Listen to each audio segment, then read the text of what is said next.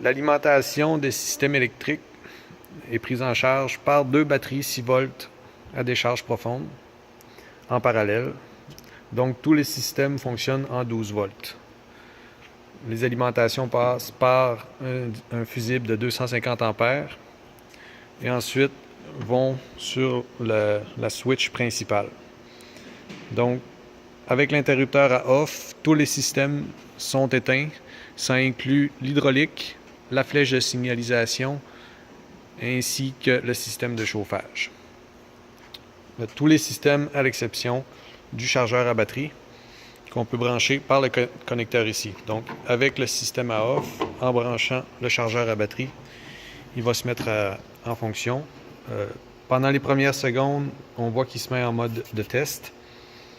Ensuite, il va se mettre en mode de recharge s'il n'y a aucune détection d'erreur. S'il y a une détection d'erreur, il va se mettre à clignoter.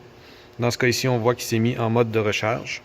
Lorsqu'il détecte que la recharge est pleine, il va se mettre en mode Optimize, qui est un mode pour prolonger la durée de vie des batteries.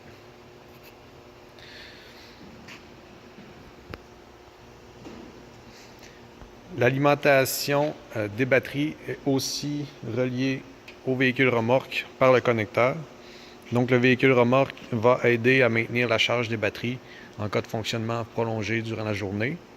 Ça veut dire que c'est recommandé, en cas de stationnement prolongé, par exemple pour une nuit, de débrancher le véhicule. Parce que si le remorque continue d'opérer durant toute la nuit, par exemple pour maintenir la température de l'asphalte, ça pourrait drainer les batteries du véhicule. Donc,